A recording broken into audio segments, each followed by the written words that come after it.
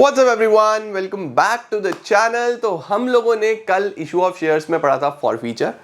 आज मैं आपको री इशू का कॉन्सेप्ट समझाने वाला हूं जो कि बहुत ही इंपॉर्टेंट है, बहुत ध्यान से समझना है और इसके नोट्स बनाने। फॉरफीचर री इशू एक ऐसा कॉन्सेप्ट है जो एग्जामिनेशन में हमेशा से रहा है, आता आ रहा है और हर साल आता रहेगा क्योंकि ये है ही शेयर्स में सबसे इंपॉर्टेंट। तो चलिए शुरू करते हैं। कल फॉरफीचर सीख लिया था, आज री इशू सीखते हैं। चलिए let's begin.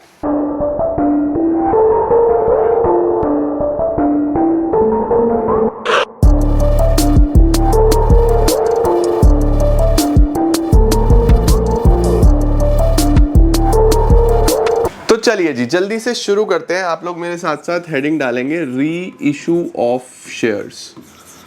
Sir what is री इशू ऑफ शेयर्स? देखो री इशू का मतलब है फिर से इशू करना। सर फिर से इशू करने का क्या मतलब हुआ? इसका मतलब ये हुआ बेटा, जो चिंटू था, चिंटू था नहीं, चिंटू है, चिंटू चलेगा हमारे साथ हमेशा। तो चिंटू के पास 1000 शेयर्स थे, 10 रुपए का एक था जिसमें 4, 3, 2, 1 उसने ऐसा पैसे देने थे। उसने ये दिए, ये नहीं दिए। तो चिंटू ने ये जो पैसे नहीं दिए, इस वजह से चिंटू के शेयर्स क्या कर दिए जाते हैं? फॉरफिट कर दिए जाते हैं। फॉरफिट करने का क्या मतलब है कि कंपनी कर देती है उन शेयर्स को कैंसिल, राइट। अब देखो कंपनी को चिंटू से टोटल कितने पैसे लेने थे? 1000 पे 10, यानी कंपनी को लेने थे 10,000। चिंटू ने कितने दिए? बस 1000 पे 4, 4000 ये दे दिए। 6000 चिंटू नहीं दे पाया अनफॉर्चुनेटली। तो कंपनी क्या करती है? कंपनी इसके शेयर्स को कैंसिल आउट कर देती है। कंपनी बोलती है चिंटू आप हमारे शेयर होल्डर नहीं हो, आपको ये 1000 शेयर हम कैंसिल कर रहे हैं।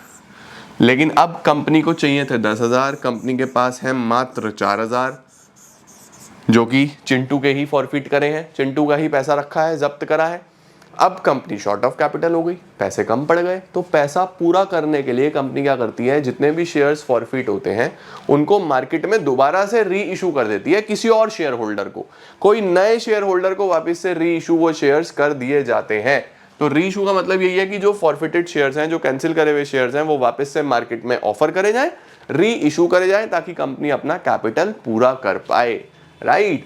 अब देखो बच्चों, जो री इशू है वो कितने तरीके से हो सकता है? बच्चों जो इशू है वो 2 ही तरीके से हो सकता था, पार और प्रीमियम। डिस्काउंट पे it is not allowed, but री इशू तीनों ही तरीके से हो सकता है। सर तीनों ही तरीके से मतलब पार पे भी हो सकता है, यानी कि ये जो 10 वाला शेयर है ये 10 में भी हो सकता है।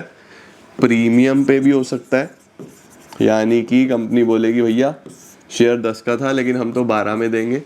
और डिस्काउंट पे भी हो सकता है। This is important.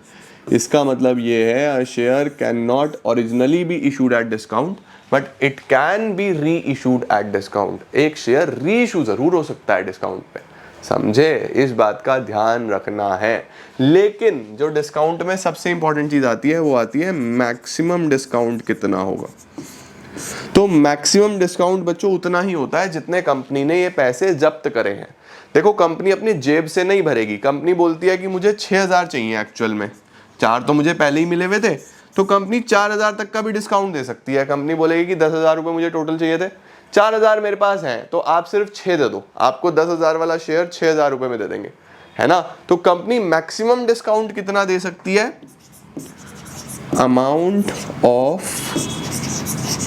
फॉरफीचर जितना। इस बात का ध्यान रखना, ये जरूर पूछता है कि मैक्सिमम डिस्काउंट कितना हो सकता है। तो मैक्सिमम डिस्काउंट हो सकता है बच्चे जितना कंपनी ने फॉरफिट करते हुए पैसा जब्त किया है। वो जो शेयर फॉरफीचर में आया था वो मैक्सिमम डिस्काउंट हो सकता है, उससे ज्यादा डिस्काउंट नहीं हो सकता, राइट।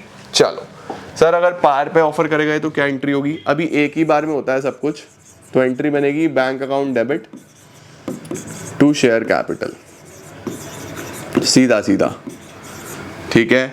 अगर सर प्रीमियम पे हुए तो क्या एंट्री होगी? Bank account debit to share capital to security premium. Bank account debit to share capital to security premium. और सर अगर डिस्काउंट पे हुए तो क्या एंट्री होगी? अगर डिस्काउंट पे हुए बच्चे तो एंट्री होती है bank account debit to share capital. देखो ये तो नॉर्मल एंट्री होती है ना। अगर देखो 10 वाला 10 में हुआ तो 10 10, 10 वाला 12 में हुआ तो 12, 10, 2। अब 10 वाला सपोज 8 में हुआ तो 10 वाला अगर 8 में हुआ तो डेबिट में देखो लॉस आ रहा है, 2 रुपए का नुकसान आ रहा है ना। तो हम इस 2 रुपए को कहाँ से यूज करेंगे? डिस्काउंट कंपनी कितना दे सकती है, कहाँ से दे सकती है? जितना प्रॉफिट बना है। तो हम यहाँ डिस्काउंट नहीं लिखते, क्या लिखते हैं? Share forfeiture debit. तो एंट्री बनती है bank account debit, share forfeiture account debit to share capital. ये आपकी एंट्री बनती है when the shares are offered at discount. तो क्या क्या एंट्री बन गई? At par bank to share capital, at premium bank to share capital to security premium, and at discount bank debit share forfeiture debit to share capital. इसका screenshot ले लो, फिर मुझे एक नोट लिखना है, जल्दी से स्क्रीनशॉट लो। चलो जी, अब एक नोट लिखेंगे जल्दी से। After reissue, the amount left in the share for future account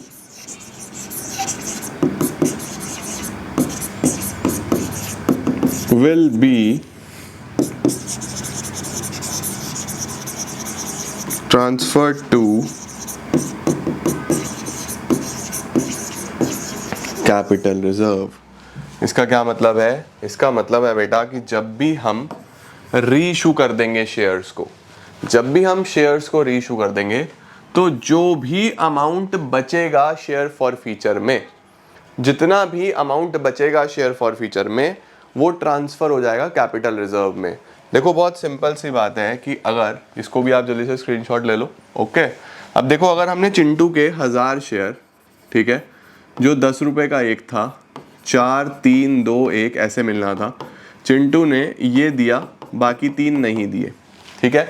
तो आप क्या एंट्री करते हो फॉर फ्यूचर की? आप एंट्री करते हो share capital debit to share allotment नहीं मिला, शेयर फर्स्ट कॉल नहीं मिला, share second and final call नहीं मिला, and to share forfeiture. What is this share forfeiture? जो मिल गया, राइट। तो 1000 शेयर्स पे कॉल्ड अप कितना है? 10। तो ये तो हो गया 10,000। 1000 पे 3, 1000 पे 2, 1000 पे 1, 3000, 2000, 1000 और ये 4000 हमने बैलेंस में निकाला। ये 4000 क्या है बच्चों? ये 4000 का प्रॉफिट है, कंपनी ने जब्त किया ये पैसा, राइट। अब कंपनी जब इन्हीं शेयर्स को रीइशू करती है, तो इन शेयर्स को रीइशू करने के 3 तरीके हैं, मैंने आपको बताया। क्या है? या तो पार पे 10 वाला 10 में रीइशू कर दो, या 10 वाला 12 में, या 10 वाला 8 में, 7 में, 6 पे, कुछ भी हो सकता है ना। अब देखो अगर पार पे रीइशू हुआ तो क्या एंट्री करेंगे हम? सारे शेयर्स रीइशू कर दिए 10 वाला 10 में, तो एंट्री बनेगी bank account debit to share capital, ठीक है ना। 1000 शेयर पूरे 10 रुपए वापस से ले लिए कंपनी ने, 10,000, 10,000। अब मुझे एक बात बताओ, कंपनी को चिंटू से 10,000 रुपए चाहिए थे, चिंटू ने 4,000 दे दिए थे, जो कंपनी ने अपने पास रख लिए, 6,000 नहीं दिए, तो कंपनी शॉर्ट तो 6,000 ही हुई थी। कंपनी को 6,000 रुपए तो कम पड़े थे, बट अभी जब रीइशू करे तो वापस कितने मिल गए कंपनी को? पूरे 10,000। तो मुझे बताओ, क्या ये जो 4,000 रुपए कंपनी ने जब्त करे हैं, ये पूरा का पूरा कंपनी का प्रॉफिट है? ये किस नेचर का प्रॉफिट है? रेवेन्यू नेचर का या कैपिटल नेचर का? रेवेन्यू नेचर वो होता है जो रेगुलरली हमें देखने को मिलता है बिजनेस में, कैपिटल नेचर वो होता है जो कभी कभी देखने को मिलता है। कैपिटल नेचर का है तो हम लोग क्या करते हैं, लास्ट में इस पर्टिकुलर शेयर फॉर फ्यूचर को ट्रांसफर कर देते हैं कैपिटल रिजर्व में। तो उसकी एंट्री क्या होती है? एंट्री ध्यान से नोट कर लेना, share forfeiture account debit to capital reserve. ये हम सारा का सारा पैसा कैपिटल रिजर्व में डाल देंगे, 4,000, 4,000। देखो पूरा का पूरा 4,000 हम कैपिटल रिजर्व में ट्रांसफर कर देंगे। नीचे नरेशन लिख देना, being the amount of share forfeiture transfer to capital reserve, ठीक है।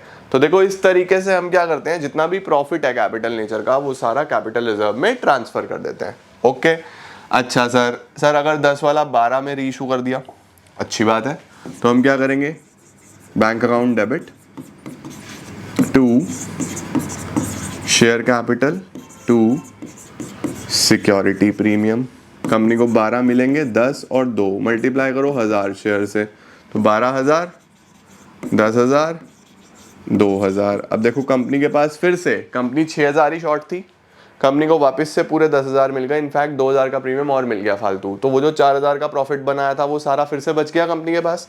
तो कंपनी क्या करेगी, इसको फिर से ट्रांसफ़र कर देगी, कंपनी करेगी share forfeiture account debit to capital reserve. मतलब आपको ये देखना है कि वो जो 4,000 रुपये आपने जब्त करे हैं उसका क्या हुआ है। अगर उसका कुछ नहीं हुआ ना बेटा, तो उसको कैपिटल रिजर्व में ट्रांसफर कर दो लास्ट में। सर वो यूज कब होगा, ना पार में हुआ ना प्रीमियम में हुआ, वो यूज होगा बेटा डिस्काउंट पे। अब थर्ड वाले केस में देखो, 10 वाला अगर 8 में रीइशू किया, अगर 10 वाला 8 में रीइशू किया तो क्या एंट्री बनती है, bank account debit share forfeiture debit to share capital. 10 रुपए, 2 का डिस्काउंट, 8 रुपए कंपनी को मिल रहे हैं, राइट। यानी कि 1000 इंटू 10 10,000, 1000 इंटू 2 2,000, 1000 इंटू 8 8,000। अब मेरी बात को समझो, कंपनी को 10,000 के शेयर के 8,000 मिले। देखो 10,000 के शेयर के कितने मिले हैं, 8,000 मिले हैं। तो 2,000 का यहाँ पे नुकसान हुआ ना, 2,000 कंपनी ने सस्ते में दिए ना, तो वो 2,000 कहाँ से यूटिलाइज होंगे, उसी शेयर फॉर फीचर में से। तो देखो हमने जब फॉरफिट किया था तो शेयर फॉर फीचर में हमने कितना पैसा बचाया था, इसको थोड़ा सा छोटा कर रहा हूँ। जब हमने फॉरफिट किया था तो देखो शेयर फॉर फीचर में ये 4,000 रुपये बचाए थे, जब फॉरफिट किया था तो ये 4,000 बचाए थे या नहीं बचाए थे। इस 4,000 में से हमने 2,000 यहाँ पे यूज कर लिए, शेयर फॉर फीचर डेबिट कर दिया 2,000 से, जब भी डिस्काउंट पे दिया। तो अब कितना बचा, 4,000 में से 2,000 यूज हो गया तो कितना बचा, 2,000 बच गया, नहीं बच गया। तो इस बार जो ट्रांसफर होगा share forfeiture debit to capital reserve, वो कितना होगा, 2,000 ही होगा। तो ऑलवेज रिमेंबर, जब भी आप पार पे रीइशू कर रहे हो तो सारा ट्रांसफर होगा, जब भी आप प्रीमियम पे रीइशू कर रहे हो तो भी सारा ट्रांसफर होगा, लेकिन जब आप डिस्काउंट पे रीइशू कर रहे हो तो फिर for feature minus discount transfer होगा। तो जितना भी आपने फॉरफिट पे किया था 4,000 माइनस जो भी आपने डिस्काउंट दिया है 2,000, बचा हुआ ट्रांसफर होगा। इस बात का ध्यान रखना है। पार पे भी पूरा शेयर फॉर फीचर ट्रांसफर हो जाएगा, प्रीमियम पे भी, लेकिन डिस्काउंट पे पूरा ट्रांसफर नहीं होता। डिस्काउंट में कुछ ना कुछ यूज हो गया होता है तो वो माइनस करके फिर ट्रांसफर होता है। आई होप आपको ये समझ में आया होगा, रीइशू वाला पार्ट पूरा का पूरा अच्छे तरीके से। और अब आपको आज क्या करना है, व्हाट इज योर होमवर्क। आज आपका होमवर्क है बेटा जी, आज आपका होमवर्क है री watch for feature and re issue video. आपको इस वीडियो के बाद दोबारा से एक बार फॉर फीचर वाली वीडियो देखनी है और फिर दोबारा से ये री इशू वाली वीडियो देखनी है, क्योंकि कल मैं आपको बोर्ड्स में आए हुए क्वेश्चंस कराऊंगा फॉर फीचर और री इशू के। तो वो क्वेश्चन आप तभी कर पाओगे अगर आपका ये कॉन्सेप्ट बहुत स्ट्रांग होगा। तो होमवर्क यही है कि फॉर फीचर री इशू एक बार दोबारा से लिख के वीडियो दोबारा से री वॉच कर लो, सब अपने सामने एक बार रिवाइज कर लेना, माइंड में आपके होना चाहिए पूरा का पूरा कॉन्सेप्ट। एक बार ये हो गया तो कल तुम्हें बोर्ड्स वाले क्वेश्चन करा दूंगा, बस अब इसके बाद कुछ नहीं है। इसके बाद प्रो डाटा वाले ओवर सब्सक्रिप्शन के क्वेश्चन हमें करने हैं, चैप्टर हमारा समाप्त हो जाएगा, समझे। तो बहुत अच्छे से सारे कॉन्सेप्ट्स मैंने आपके बिल्ड करे हैं, एक एक कॉन्सेप्ट बहुत अच्छे से समझाया है। आपको बस इसको वीडियो देख के आनी है, कल क्वेश्चंस करेंगे और काम डन करेंगे, राइट। चलो फिर कल मिलते हैं। Thank you so much for having me on the show. कल मिलेंगे कुछ और नई चीज़ों के साथ। Thank you so much.